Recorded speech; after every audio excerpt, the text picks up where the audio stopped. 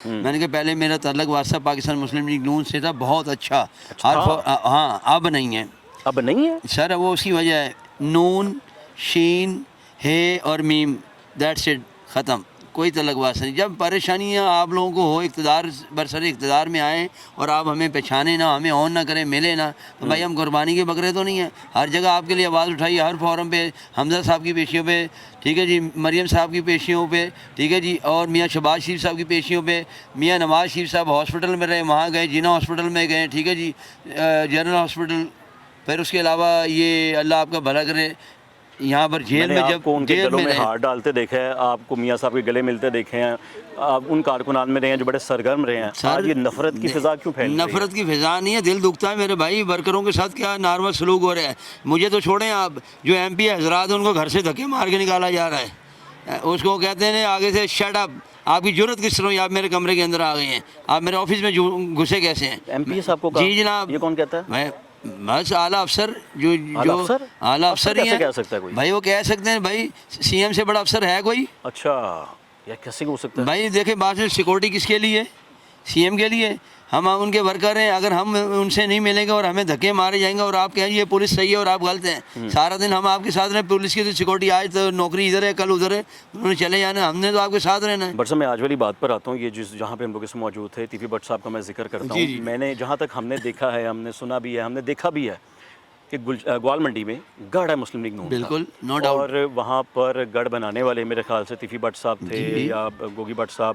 بڑا ان کا تعلق قریبی نہیں تھا مسلم لیگ نون کے ساتھ؟ بہت زیادہ تعلق واسطہ تھا. یہ دیکھیں نا تحریک استقلال جب بنی اس کے بعد ضیاء الحق صاحب آئے, نواز شریف صاحب کی انٹری ہوئی ہے, گوال منڈی سے ان کو سیٹیں ملی گئی ہیں, ان کو جتوایا گیا ہے, سپورٹ کیا گیا ہے شروع سے. یہاں سے نہیں بھائی, امبرسر سے تعلق واسطہ ہمارا ان سے. اگر یہ کہہ دیں حلفیہ میاں نواز شریف صاحب میں گلو بٹ کی فیملی کو نہیں جانتا, ان کی والدہ کو نہیں جانتا, اور یا میرے عزیز و اقارب رشتہ دار پاک پنجاب کارپیٹ ڈالے ان کو نہیں جانتا, تو میں اپنی منہ سے آپ سے منوا دوں گا. بس ہمارا خاندانی تعلق واسطہ میاں نواز شریف سے. بھائی تیفی بٹ صاحب کے بڑے بھائی اظہر گلشن صاحب نے ساری زندگی ان کو سپورٹ کیا ہے. ٹھیک ہے ایک ٹائم ایسا ہے ڈینائی کر دے گا نہیں ہے, لیکن کچھ ایسی چیز ہے ساری زندگی تیفی بٹ صاحب نے.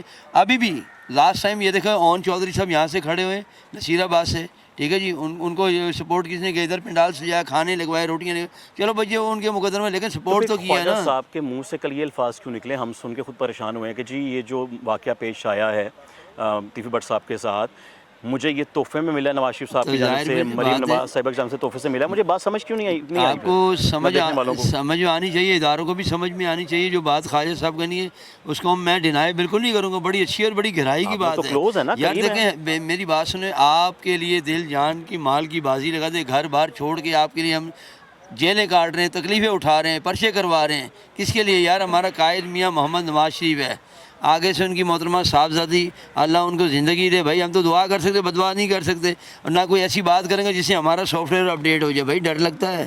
لیکن پھر ناراضگی کس بات کی؟ ناراضگی اس بات کی نا, آپ سنیں نا, میرے مطالبات پورے نہیں ہو رہے. بھائی آپ نے مجھے ایک بات, تیفی بٹ صاحب کے حوالے سے بات کرنے لگوں. ہاں سنیں اب بات. ایک شخص سے معاہدہ ہوتا ہے دبئی سے, ان کو لایا جاتا ہے پاکستان. ٹھیک ہے تیفی بٹ صاحب سے معاہدہ ہوتا ہے جی, ہم آپ کو کچھ بھی نہیں کہیں گے, آپ آ جائیں. انہوں نے سلنڈر کی, اپنے آپ کو آگے اعتماد میں لے کے یہاں پر آئے. پاکستان کا قانون سب سے بالا تر ہے, اور قانون سے بالا تر کوئی بھی نہیں ہے, ہر جگہ قانون ٹھیک ہے بالا تر جی. ہے. اور جب ریٹ دائر ہوتی ہے, حکومت اپنی ریٹ دائر کرتی ہے, وہ کسی کو بھی نہیں دیکھتی, اس کو کچل کے رکھ دیتی ہے. ٹھیک ہے, احترام کرنا چاہیے اداروں کا بھی, اور اداروں میں رہنے والوں کی. ہو سکتا ہے ادارے میں رہنے والے لوگ غلط ہو سکتے ہیں, ادارے کبھی نہیں غلط ہو سکتے, کبھی بھی نہیں غلط ہو سکتے. ادارے میں رہنے والے لوگ ہو سکتے ہیں جو غلطیاں کر سکتے ہیں.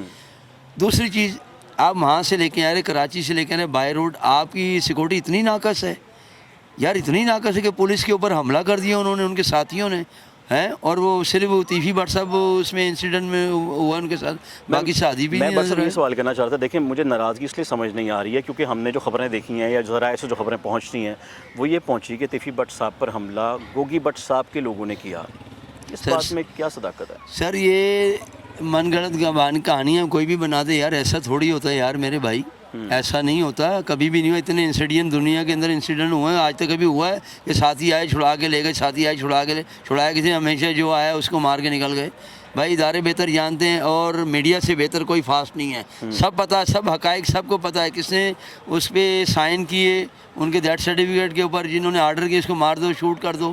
بھائی سرٹیفکیٹ پہ آرڈر کیا, یہ آرڈر ہی ہے نا بھائی.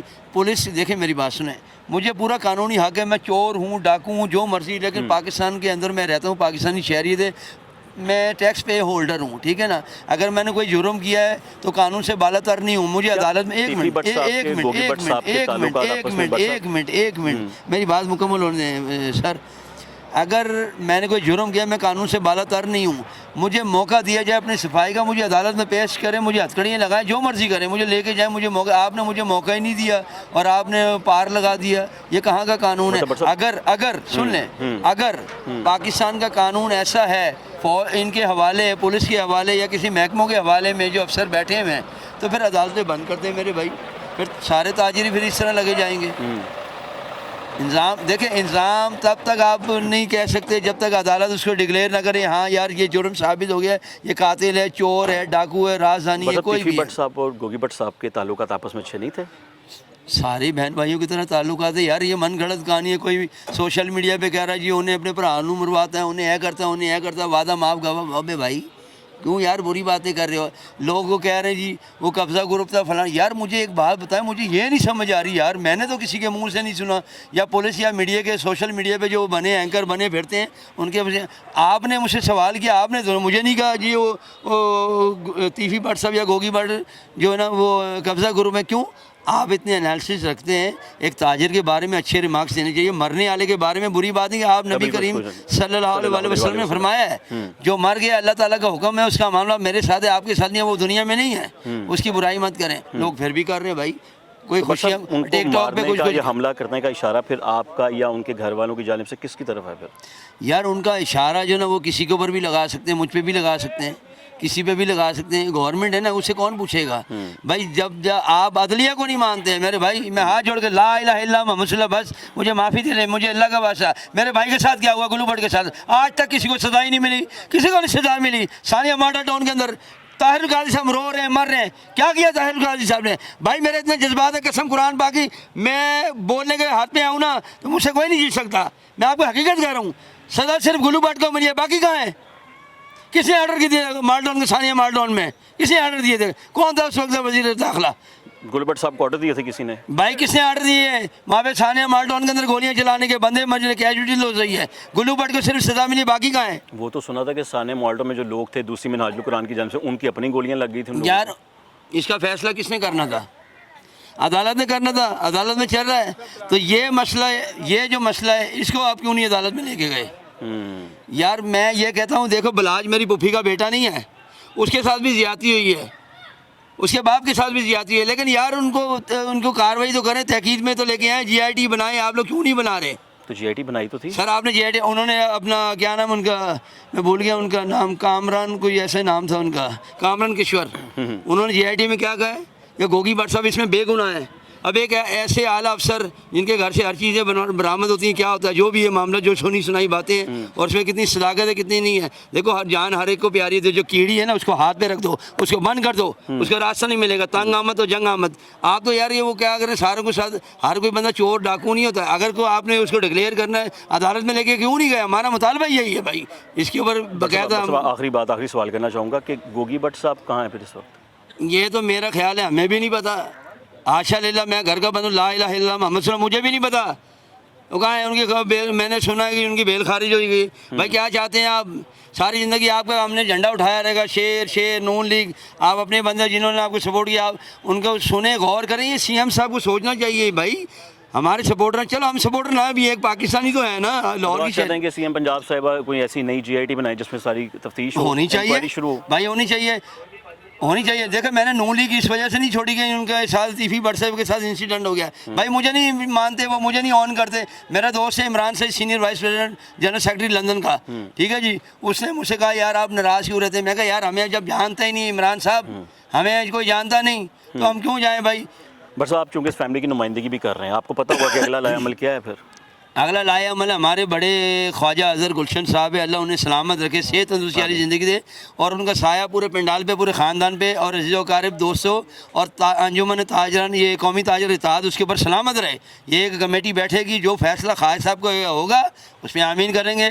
کیا کرنا ہے کیا نہیں کرنا، ہمارے بڑے بیٹھے میں، ہم فیصلہ کرنے کے حق میں نہیں ہیں، کیونکہ فیصلہ بڑے کرتے ہیں، چھوٹے